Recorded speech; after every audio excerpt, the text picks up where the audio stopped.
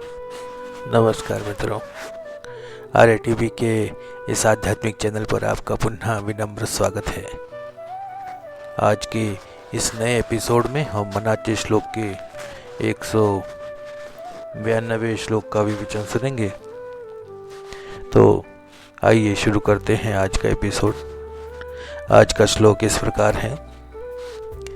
वना ना कळे ना ढळे रूप जाचे, दुजे वीणते ध्यान सर्वोत्तमाचे, तया खूण ते हीन दृष्टांत पाहे, तेथे संग निसंग दोन्ही नसाहे। मराठी भावार्थ ऐकूया। ज्याचं स्वरूप ना समजतं न ढळतं असं आत्मतत्व आहे, त्याचं ध्यान हेच श्रेष्ठ ध्यान आहे, कारण दुसरं काहीही तितकं श्रेष्ठ नाही। त्या अवस्थेची ओळख म्हणजे तिथं सामान्य दृष्टांत अपुरे ठरतात, कारण तिथं निसंगता आणि संग या दोघांनाही जागा नसते। हिंदी भावार्थ सुनते हैं। जिसका स्वरूप न समझ में आता है और न बदलता है, ऐसा जो आत्मा है उसी का ध्यान सर्वोत्तम है। उसकी पहचान यह है कि वहां कोई भी दृष्टांत काम नहीं आता, और वहां न ही लगाव रहता है न ही वैराग्य। यह स्थिति इन सब से परे है। आइए विवेचन सुनते हैं कि प्रथम पद देखें तो मना न कळे न ढळे रूप जाचे। सबसे पहले इस ओवी में पहले चरण पर ध्यान केंद्रित करते हैं। मना न कळे ना ढळे रूप जाचे। यहां मन केवल एक विचार करने वाला साधन नहीं, बल्कि यह साधना का साधन भी है। मन अत्यंत चंचल, गतिशील और विवेकशील होता है, लेकिन जिस रूप का यहाँ वर्णन किया गया है वह रूप न तो मन को समझ में आता है न ही उसमें ढलता है। इसका मतलब यह है कि उस रूप का स्वरूप मन की जागरूकता से परे है और वह स्थिर है। मन केवल ज्ञात विचार और भावना के आधार पर क्या करता है, लेकिन जिस वस्तु का स्वरूप मन को नहीं समझ आता और जो रूप कभी बदलता नहीं, वही रूप परब्रह्म है। ब्रह्म नित्य, अव्यय, अपरिवर्तनीय और सर्व ज्ञानातीत होता है। वह सत्य है जिसे मन पकड़ नहीं सकता। मन जो समझ सकता है वह द्वैत में आता है। कोई जानने वाला है, कोई जानकार है, लेकिन ब्रह्म दुजे वीण है, जिसमें जानने वाला और जानकार में कोई अंतर नहीं रहता। इसलिए मना ना कळे की स्थिति का अर्थ है पूर्ण रूप से ज्ञानातीत हो जाना। यह रूप केवल अनुभूति से जाना जा सकता है। ना ढळे इसका अर्थ है जो कभी नहीं बदलता, जो ढलता नहीं है। सभी दृश्य, ध्वनि, स्पर्श और ज्ञानेंद्रियों से समझे जाने वाली चीजें क्षणिक हैं। ब्रह्म ही नित्य है। वह न जन्मता है न मरता है। उसमें कोई परिवर्तन नहीं होता। यह स्थिति जहां मन असफल हो जाता है, वहीं असली ध्यान शुरू होता है। जो ध्यान मन से परे जाता है, जहां मन का कार्य रुक जाता है, उस स्थिति में उस रूप की झलक मिलती है। इस प्रकार रामदास स्वामी हमें यह ध्यान की सर्वोच्च अवस्था की दिशा दिखाते हैं, जहां मन की शक्ति समाप्त हो जाती है और आत्मा का साक्षात्कार शुरू हो जाता है। दूसरा पद देखें। दुजे वीणते ध्यान सर्वोत्तमाचे। इस चरण में रामदास स्वामी ध्यान की चरम अवस्था को स्पष्ट कर रहे हैं। दुजे वीण इसका अर्थ है दूसरे के बिना, जहां कोई दूसरा नहीं होता। ध्यान एकाग्रता की, अंतर्मुखता की प्रक्रिया है, लेकिन यहाँ समर्थ दुजे वीण ध्यान की अवधारणा को प्रस्तुत करते हैं, जहां ध्यान करने वाला और ध्यान का विषय में कोई भेद नहीं है। सामान्य ध्यान प्रक्रिया में एक ध्यान करता होता है और एक ध्येय होता है। और एक प्रक्रिया होती है, लेकिन ये सभी द्वैत में आते हैं। समर्थ आगे कहते हैं कि जब ध्यान में कोई दूसरा नहीं रहता, वही असली ध्यान है, सर्वोत्तम ध्यान। सर्वोत्तम का अर्थ है सर्वोच्च, अंतिम, निर्विकल्प अवस्था। यह अवस्था ऐसी है जहां ध्यान का उद्देश्य नहीं होता, क्योंकि वह उद्देश्य भी एक दूसरा बनता है। ध्यान करने वाला भी नहीं रहता, क्योंकि उसकी उपस्थिति एक भिन्नता पैदा करती है। जो बचता है वह केवल स्व है, स्व अनुभव है, आत्मानुभूति है। इस अवस्था में ध्यान अपनी स्वरूप खोकर ब्रह्म स्वरूप में विलीन हो जाता है। यह ठीक उसी तरह है जैसे एक नदी समुद्र में विलीन होती है। ध्यान और ध्येय के बीच की सीमा रेखा मिट जाती है। दूजे वीण ध्यान का मतलब है अद्वैत का अनुभव। अहम ब्रह्मास्मि, सर्वम खल्विदम ब्रह्म। यह अनुभव केवल दूजे वीण ध्यान में संभव है। यह ध्यान सामान्य ध्यान प्रक्रिया से उच्च है, क्योंकि यह कर्तृत्व छोड़ने की मांग करता है। जब मैं ध्यान कर रहा हूं यह भावना समाप्त हो जाती है, तभी असली ध्यान शुरू होता है। सर्वोत्तमाचे ध्यान उस अवस्था का संकेत है जहां सभी विचार, भावनाएं और विकार समाप्त हो जाते हैं।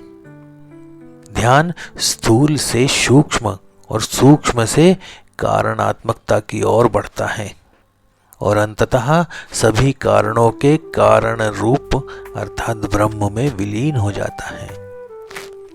इस अवस्था में समय, स्थान, शरीर, मन, बुद्धि सभी पीछे छूट जाते हैं और केवल शुद्ध अस्तित्व बचता है। यही दूजे वीण ध्यान सर्वोत्तम ध्यान है। तीसरा पद देखते हैं। तया खूर्ण ते हीन दृष्टांत पाहे। तया खूर्ण का मतलब उस अवस्था का लक्षण, पहचान, चिन्ह। लेकिन समर्थ कहते हैं जिस अनुभव को शब्दों, उदाहरणों या दृष्टांतों से व्यक्त किया ही नहीं जा सकता है, वही असली अवस्था है। क्योंकि जो चीज खूणों से पहचानी जा सकती है, निशान से पहचानी जा सकती है, वह मन के स्तर पर आती है। लेकिन दूजे वीण ध्यान मन से परे है। हीन दृष्टांत का अर्थ है कि सभी दृष्टांत वहां फीके पड़ जाते हैं। समर्थ का यह प्रथन अत्यंत सूक्ष्म, आध्यात्मिक और दृष्टिकोण रखता है, क्योंकि प्रत्येक दृष्टांत, प्रत्येक उदाहरण के केवल एक हिस्सा दिखाता है। पूर्ण सत्य कभी नहीं दिख सकता। उदाहरण के तौर पर यदि हम परब्रह्म का उदाहरण सूर्य प्रकाश देते हैं, तो सूर्य प्रकाश भी इंद्रिय गोचर है। वह जिस रूप में हमें दिखाई देता है वह ब्रह्म नहीं है। इसी प्रकार कुछ अनुभवों को व्यक्त करने के लिए सागर, आकाश, ज्योति जैसे रूपक इस्तेमाल किए जाते हैं, लेकिन वे उस अनुभव तक नहीं पहुंच सकते। ब्रह्म ऐसी चीज है जिसे अनुभव किया जा सकता, लेकिन कहा नहीं जा सकता। समर्थ जी कहते हैं खुणा सांगो गेलो तरी दृष्टांतहीन। यहां वाणी असमर्थ है, क्योंकि वाणी की सीमा होती है, लेकिन ब्रह्म या ध्यान की सर्वोच्च अवस्था सीमाहीन है। इसलिए जिसकी खूण बताने की कोशिश की जाती है वो वहां मुरझा जाती है। अंतिम सत्य को शब्दों में व्यक्त करने की कोशिश करना ही उसका अपमान करना है। वह केवल स्वानुभव के माध्यम से समझा जा सकता है, और वह भी ऐसी अनुभूति जो सभी रूप, गुण, लक्षण से मुक्त है। चौथा पद देखते हैं। तेथे संग निसंग दोन्ही न साहे। जहां कुछ भी नहीं है, केवल अस्तित्व है, उस अवस्था में संग यानी आसक्ति या मेरेपन का कोई स्थान नहीं होता। लेकिन समर्थ यहां आश्चर्यजनक बात कहते हैं कि निसंगता भी वहां टिक नहीं सकती, क्योंकि निसंगता भी एक प्रकार की भावना है। और जहाँ सभी भावनाएं समाप्त हो जाती हैं वहाँ मैं निसंग हूँ यह भावना भी नहीं रहती। संग और निसंग ये दोनों ही द्वैत प्रकार हैं। एक होता है संलिप्तता का, जो दूसरा त्याग का। लेकिन तेथे उस तथैव अवस्था में न तो स्वीकृति है न ही त्याग। न यह मेरा है नहीं यह नहीं है। यह मेरा है न यह नहीं है अर्थात यह मेरा भी नहीं है और यह है भी नहीं। केवल होना रहता है, केवल अस्तित्व। यह मेरा नहीं है और यह नहीं है। इस अवस्था का ध्यान है निर्विकल्प समाधि, जहां कोई भी क्रिया, भावना या कल्पना नहीं रहती। ध्यान करने वाला और ध्यान का विषय दोनों वहां गायब हो जाते हैं। शंकराचार्य जी कहते हैं ब्रह्म सत्यम जगन मिथ्या जीवो ब्रह्मे वनापरा। ये उस अवस्था को प्रदान करती है जहां जानने वाला और जो जाना जाता है दोनों में कोई भेद ही नहीं रहता। तेथे संग निसंग दोनी न साहे, यह अवस्था है ध्यान की पूर्णता, जहां साधक और साध्य, साधना और साधन सब विलीन हो जाते हैं। अंत में बचता है स्व, जो न संगधारी है वो न निसंग, वह केवल है। यही अवस्था समर्थ रामदास स्वामी सर्वोत्तम ध्यान कहते हैं। और उसकी अनुभूति किसी दृष्टांत से व्यक्त नहीं की जा सकती, क्योंकि वह अनुभूति शब्दातीत है, भावातीत है और मनातीत है। यह अवस्था किसी ध्यान से प्राप्त नहीं हो सकती, साधना से प्राप्त नहीं की जा सकती, केवल विलीन होकर ही अनुभव की जा सकती है। और जब साधक खुद को भूल जाता है तब सत्य स्वरूप प्रकट होता है। वही मना न करे न ढळे रूप जाचे। तो मित्रों, आज का विवेचन यही समाप्त करते हैं। आपके कमेंट्स का हमें सदैव इंतज़ार रहता है। वीडियो अगर आपको पसंद आ रहे हैं तो अपने इष्ट मित्रों के साथ इसे अवश्य साझा करें। चैनल को सब्सक्राइब नहीं किया है आपने अभी तक तो इसे अवश्य सब्सक्राइब करें, ताकि आने वाले वीडियो के नोटिफिकेशन आपको समय पर प्राप्त हो सके। तो मिलते हैं अगले एपिसोड में एक नए श्लोक और उसके भावार्थ और विवेचन के साथ। तब तक के लिए जय जय रघुवीर समर्थ। नमस्कार।